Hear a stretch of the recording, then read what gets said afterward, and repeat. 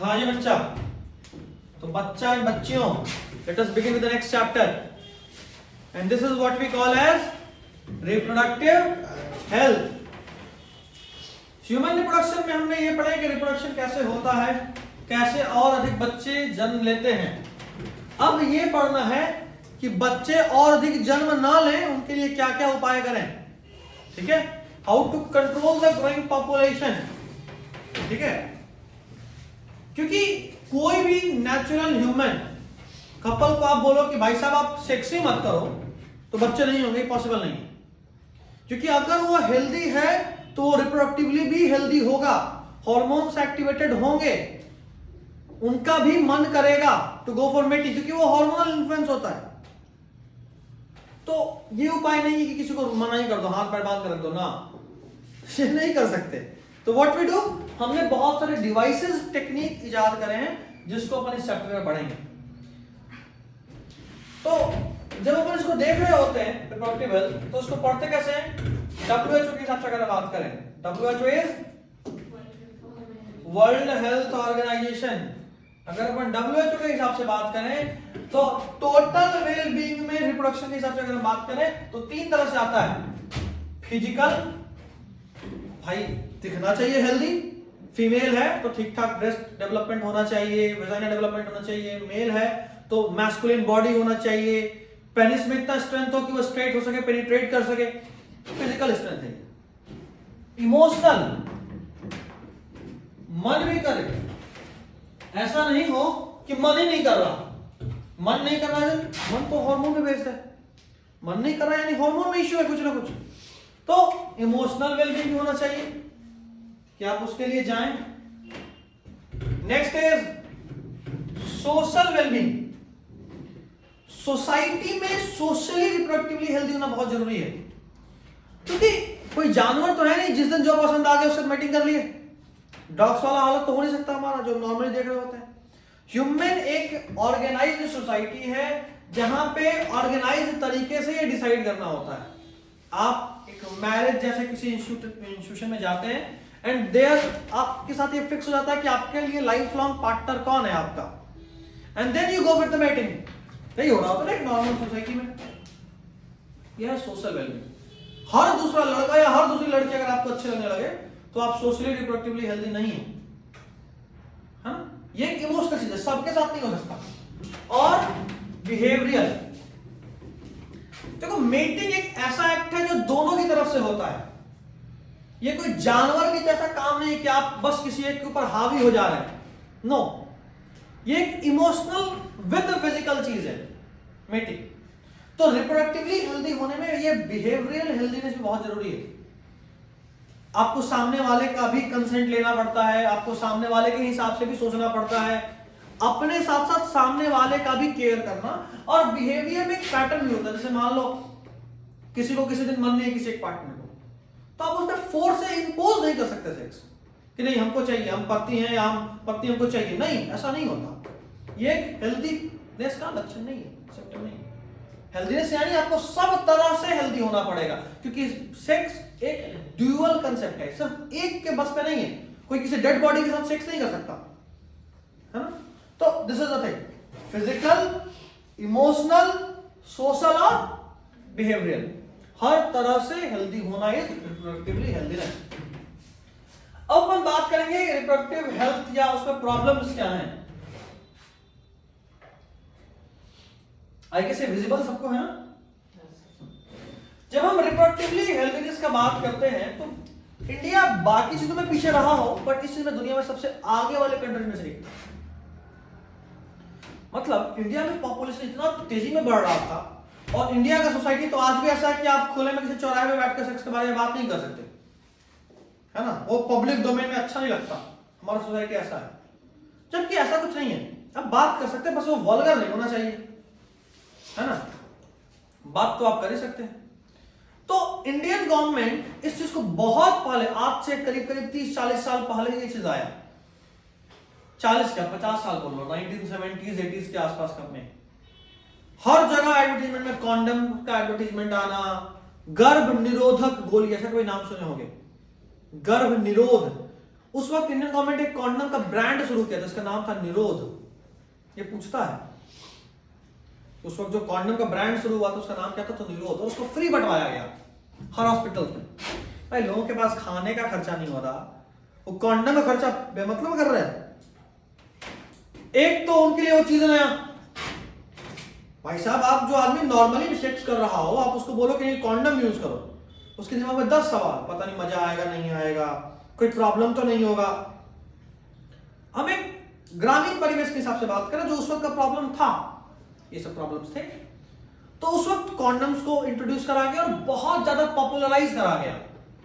उसके अलावा ये जो आशा वर्कर्स सब वाला जो चीज चालू हुआ कि जब भी डिलीवरी हो तो आप इसको हॉस्पिटल्स में कराइए, नजदीकी आशा केंद्र पे कराइए। वो थोड़े से प्रैक्टिस होते हैं इस चीज के लिए, वो पढ़े हुए होते हैं, उनको पता होता है कैसे होना है डिलीवरी, है ना। अच्छा, उसके अलावा आपको बताया लगा कि भाई कुछ सेक्सुअल प्रैक्टिसेस भी होते हैं, बीमारी फैल जाता है अगर आप अनप्रोटेक्टेड सेक्स करिएगा तो, एड्स जैसा बीमारी ये लोगों में बताना शुरू करा गया, तब लोगों में डर आना शुरू हुआ, अच्छा एड्स ऐसा बीमारी हो गया तो बहुत बुरा मौत मिलना है।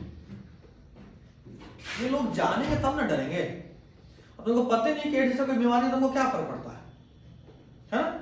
उसके अलावा ये बताया ना शुरू करा गया कि भाई माँ को बच्चे को दूध पिलाना क्यों जरूरी है।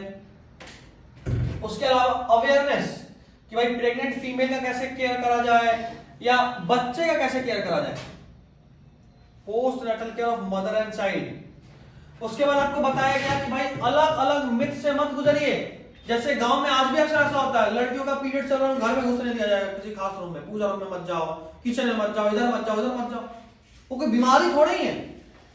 तो this is the thing sex related. अच्छा, उसके अलावा एक और बहुत बड़ा प्रॉब्लम है वो था वर्जिनिटी को लेकर। अगर किसी फीमेल में हाइमेन नहीं मिला उसको वर्जिन मानती नहीं थे कि नहीं भाई ये टोटली अनएथिकल बिहेवियर वाली लड़की है, उसको नहीं रखेंगे।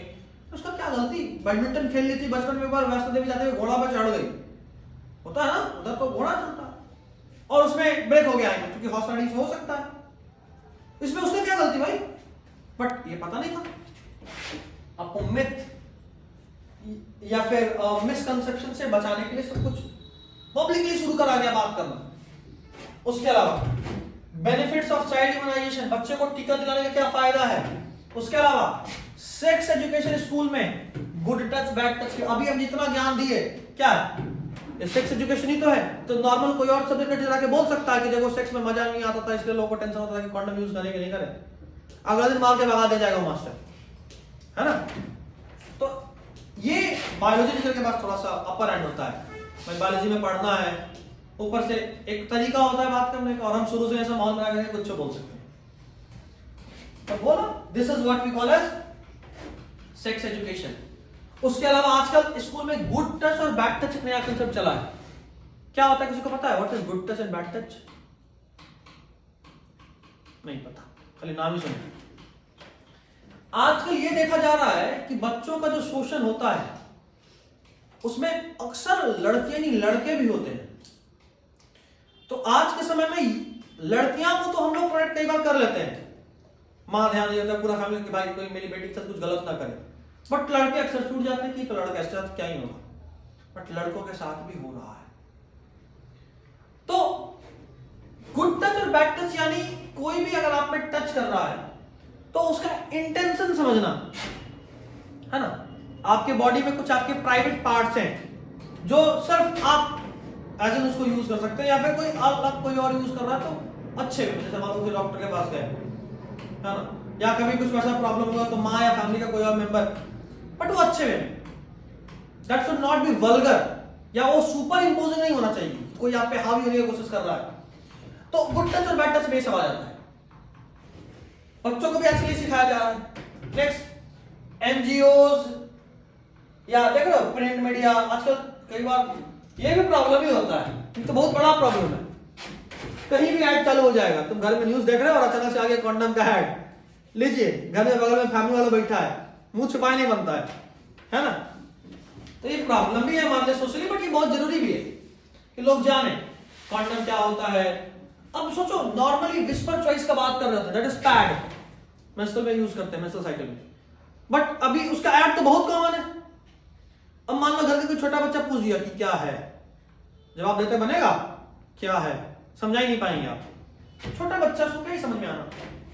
बट हाँ, कुछ लोग करते हैं, आजकल का सोसाइटी थोड़ा मॉडर्न हो गया है, छोटे बच्चे भी जानते हैं कि पीरियड्स क्या है, मूड स्विंग क्या है, छोटे बच्चे भी आजकल समझने लगे हैं। बट ठीक है, तो उसमें एनजीओज का ऑडियो विजुअल जो टीवी में आता है, पेपर पीछे में देखो, जब कोई ना कोई तो मिल ही जाएगा, है ना।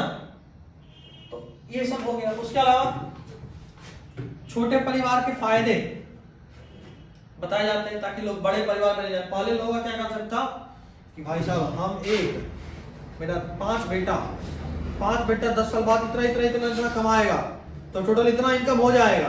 किसी से झगड़ा हुआ तो एक हम, मेरा 5 के बेटा, 6 को तो हम अकेले नहीं है, 2-4 को चचेरा होगा तो बढ़िया मारूंगा।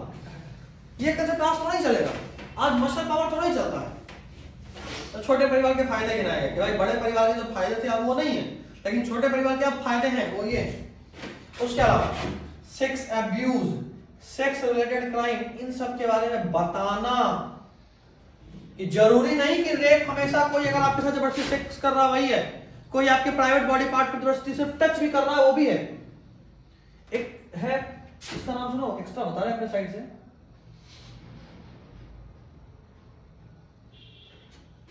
सुना ना क्या यार, तुम लोग को इतना तो जानना ही चाहिए, सब तुम्हारे में हमको पता था। पॉस्को एक एक्ट है, अगर अंडर 18 किसी बच्चे के साथ कोई भी सेक्सुअली क्राइम होता है तो पॉस्को में आता है, ठीक है। और इंडिया में रेप के लिए उतना बड़ा सजा नहीं जितना इसके लिए सजा है छोटे बच्चे के अगेंस्ट, जो बहुत जरूरी भी है,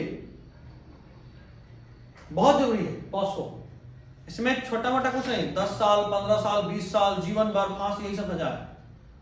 और इसमें बेल नहीं मिलता, मतलब ये नहीं कि जब तक केस चल रहा है घर के बाहर घूम रहे हैं ना, अंदर तंदर। पॉस्को बहुत जरूरी है,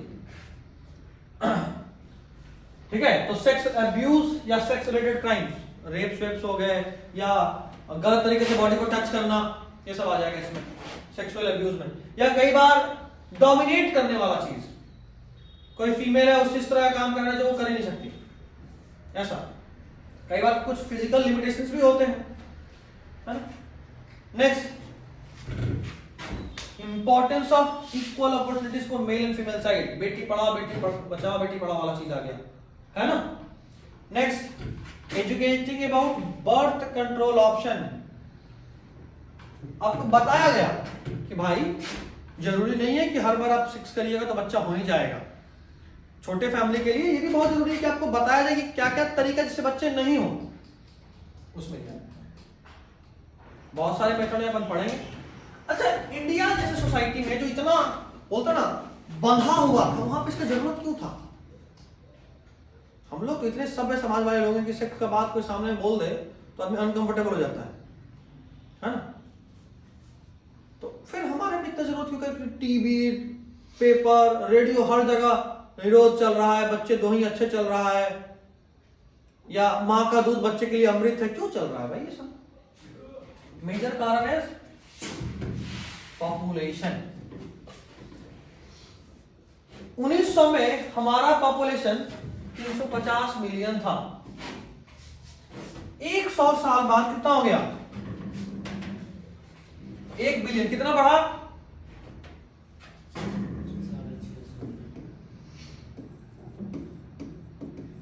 कितने में? 100 साल में, यानी हर साल कितना बढ़ा? 6.5। अब देखो अगले 10 साल में कितना हो गया? 1 बिलियन से 1.2 यानी 0.2 बिलियन। कितने में? सिर्फ 10 साल में। 11 में तो सेंसस ही हो गया, 11 में काउंटिंग हो गया, 2000 में था 100 साल, मतलब 110 साल बोलूं, नहीं सॉरी 10 साल बोलूं, 2010 तक। 2011 में तो काउंटिंग हो गया, कितना बढ़ गया? 1.2। यानी अगले 5 साल 50 साल में कितना हो जाएगा? 2 बिलियन। कि हर साल 0.2 बढ़ रहा है तो 5 साल में 1 बढ़ जाएगा। तो 1 बिलियन था, 2 बिलियन मतलब पहले 650 साल में बढ़ाए, और अभी आप वो क्या कर रहे हो? 50 साल में ही कर दोगे उतना काम। 650, सॉरी 650 ज्यादा हो गया, 100 है ना, 65 साल, 1900 से 2000, 100 साल में 65 मिलियन बढ़ा है। हाँ ठीक तो है, नहीं ठीक है, ये सही था।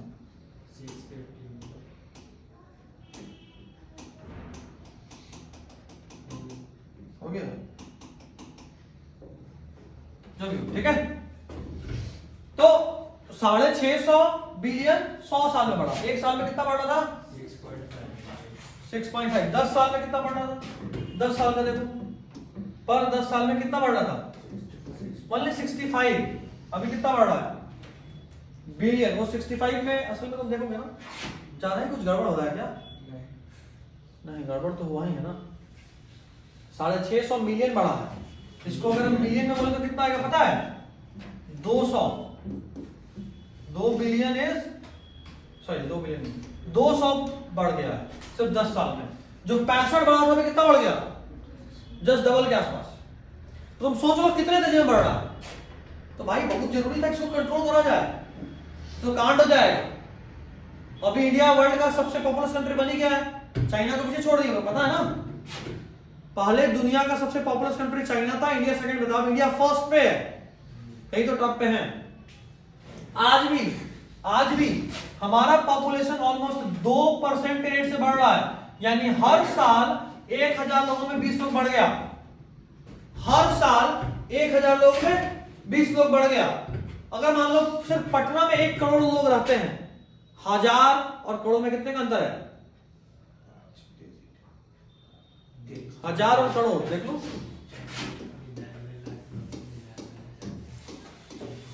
सैकड़ा, 1000, 10 लाख, 10 लाख करोड़, ये इतना में 1000 होता, कितना जो लॉजिक है? 4, तो 20 गुना 4, सिर्फ पटना में हर साल कितने लोग बढ़ रहे हैं?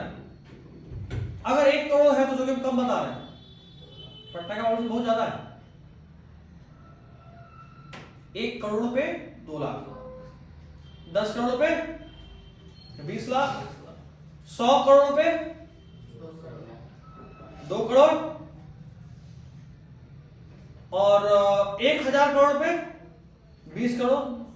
हम लोग ऑलमोस्ट ज्यादा ही है, पूरे इंडिया में से ज्यादा ही है, यानी हर साल 20 करोड़ 30 करोड़ लोग बढ़ रहे हैं। कम है क्या? तो इसीलिए जरूरी था इतना सब कुछ का बात करना। इसीलिए इंडिया में सबसे पहली बार फैमिली प्लानिंग एक्ट आया था। कब? 51 में आ गया था। 47 में आजाद हुआ, सबसे पहले बाकी लोगों को रोको, इनको कोई काम धाम है नहीं, खाली बच्चे पैदा कर, ठीक है। आजाद होते के साथ सबसे पहले कहा गया बस इनको जल्दी से। और ये प्रॉब्लम एक समय इतना होता है कि आज भी इंदिरा गांधी पे लगता है ना, नसबंदी सुने ना, उसमें क्या करते ना, जो बाहर टहल पकड़ा गया पकड़े, और टिबेटा में वैसे कम कर दी। आप सोचिए, आप समझ में घर से निकले थे, ठीक है, आज ना कुछ करते हैं तूफानी रात को, और दिन में आपके साथ परमानेंट तूफान हो गया। ऐसा तूफान आया कि तूफानी करने लायक नहीं बचे। तो अगेंस्ट द विल काम हुआ था वहां पे, जबरदस्ती जो धराया गया, समझ रहे बात। और फीमेल्स भी और मेल्स भी, पहले उन लोगों को दिया गया कुछ पैसा कि हर बार जब आप कुछ कराएंगे ना तो आपको कुछ पैसा मिलेगा। तो कुछ लोग तो खुशी खुशी करा लिए, चलो उनको समझाया गया कि भाई इससे कोई फर्क नहीं पड़ता। लेकिन फीमेल तो मान भी गई एक हद तक कि भाई रोज रोज के प्रॉब्लम से बढ़िया आप करा लो, बच्चे नहीं होंगे। बच्चा होना बहुत बड़ा प्रॉब्लम है फीमेल के लिए, इतना आसान काम थोड़ा ही है। 9 महीने तक कैरी करना, डिलीवर करना, फिर उसको 6 महीना पालना। और पहले कितना सोचो ऑकवर्ड लगता होगा कि भाई एक लेडी है जिसके 8, 10, 12 बच्चे हैं, तो जो सबसे पहला वाला बच्चा है उसका शादी भी थोड़ा बचपन में ही हो गया, तो माँ और बेटी एक साथ प्रेग्नेंट है, कितना ऑकवर्ड लगता होगा।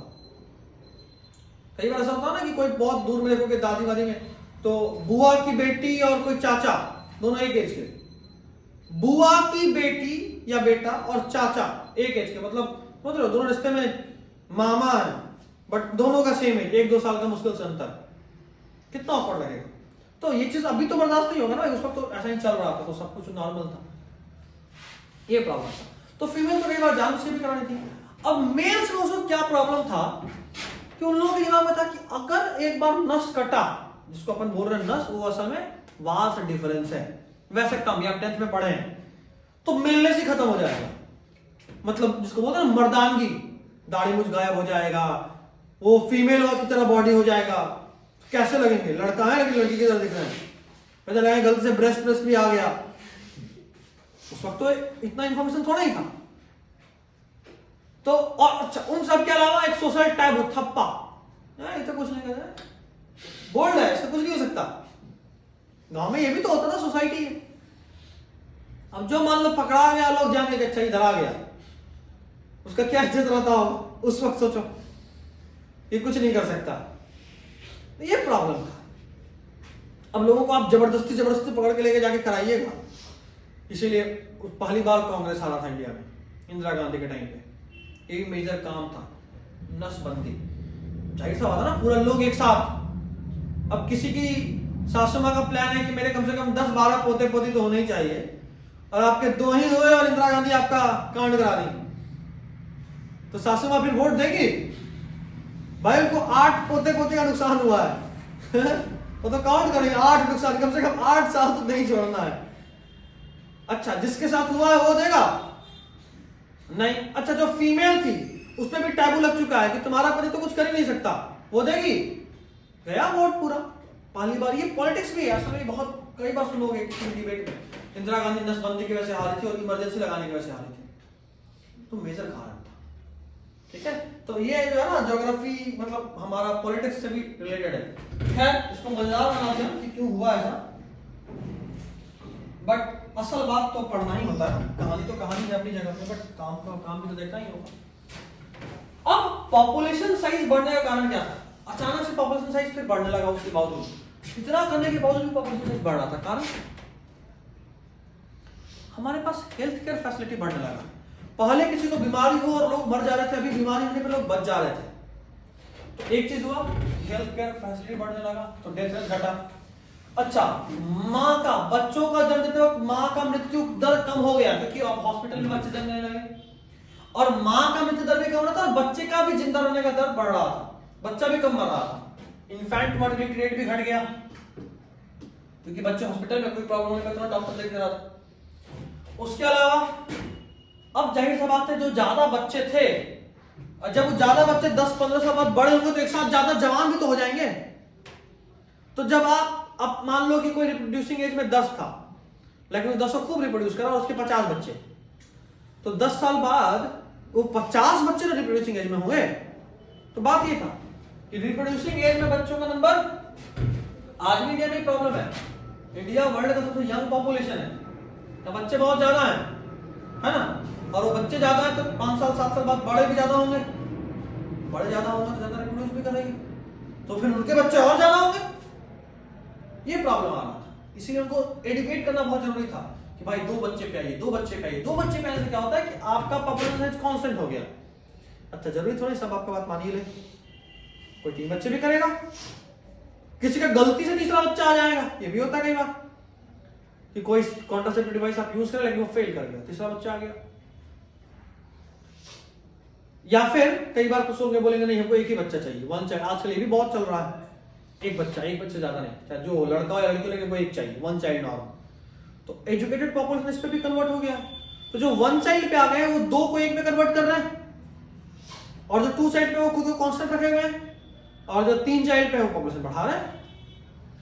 पंचायत वेब सीरीज देखे? पंचायत वेब सीरीज सीजन 1 उसी में तो था, 2 बच्चे मीठी खीर वाला। उसमें गांव के लोग कैसे रिएक्ट करे थे? तो वो एक्चुअली एक पंचायत एक वेब सीरीज है। उसमें पंचायत भवन से एक ऑर्डर आता है कि हर गांव में लिखवा दीजिए कि 2 बच्चे मीठी खीर, उससे ज्यादा बवासीर। उनका मोटिव था कि भाई लोग हर्ट हो गए, तो 2 से कोई तीसरा बच्चा करने से पहले हर्ट होगा। लेकिन एक आदमी था जिनका पहले से 3 बच्चा था, मतलब कहना क्या चाहते, मेरा देश सर का बवासीर है। तो दिस वाज वेब सीरीज, मतलब बहुत जबरदस्त वेब सीरीज है, कभी देखना। इसका सीजन 2 भी है, सीजन 3 भी आने वाला है अप्रैल में। 2 आ चुका है, कब क्या आया? आज ही आया। कोई बात नहीं, हम तो ये सब जिस दिन आप उस दिन देख जाते हैं। खैर पढ़ लोगे तो तुम भी करना, तुम्हारे पास आज देखे का वक्त नहीं है। बोर्ड के एग्जाम के बाद तब तक मैं तीसरा सीजन भी आ जाएगा, दूसरा तीसरा एक साथ देखना, ठीक है। अब भी देखना तो द फ्रीलांसर देख सकते हो, हॉटस्टार पे है द फ्रीलांसर, कोई देखा? नहीं। डेली बेसिस पे एक एपिसोड वाला टाइम, मतलब जब अगर आप दिन में 5 घंटा पढ़ना, देखो अपने आप के लिए इनाम रखा करो। ये भी पढ़ने का बढ़िया तरीका होता है कि अगर आज हम 5 घंटा पढ़ लिए तो 1 घंटा ये वाला वेब सीरीज देखेंगे।